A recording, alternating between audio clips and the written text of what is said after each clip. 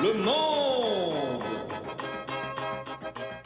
Bonsoir et bienvenue à Le Monde. Votre lecteur Gratien Tousignan.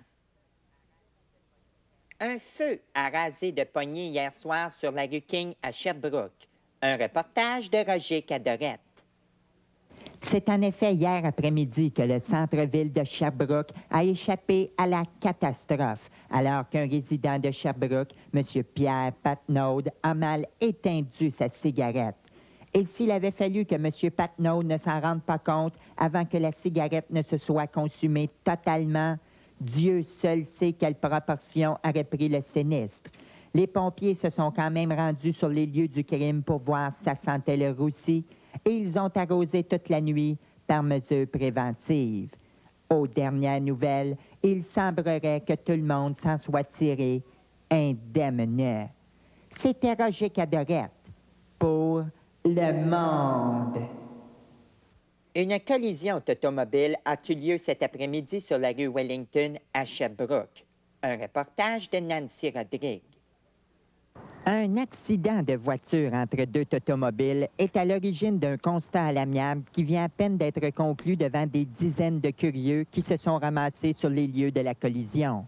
Une défectuosité dans le break à bras serait à l'origine de la tragédie. On estime à 22 $ le coût des dégâts. Un reportage de Nancy Rodrigue pour Le Monde. Dans le domaine des chiens écrasés, le petit Benji de Sherbrooke s'est fait écrapoter par une machine dans la nuit d'hier soir. Rejoint à son domicile au milieu de la nuit, le capitaine de la police de Sherbrooke a déclaré que le crime ne resterait pas impuni. Rejoint à mon domicile au milieu de la nuit, je déclare que le crime ne restera pas impuni. Gérald, viens te coucher. Excusez. Au palais de justice de Sherbrooke, rebondissement dans l'affaire du jeune Gariepi. On se rappellera que Gariepi était celui-là même qui était sorti d'un McDonald's sans payer. Un reportage de Gaétan Grandbois. Rebondissement, boing, boing, boing, cet après-midi au palais de justice de Sherbrooke. La cour a entendu le témoignage de Sandra Parenteau, la jeune caissière qui avait accusé Pierre Gariepi d'être sorti du McDonald's sans avoir réglé sa commande. Le procureur de la défense a démontré que Sandra Parenteau avait omis volontairement d'inscrire la commande de l'accusé sur la machine pour lui faire porter le dieu du vol.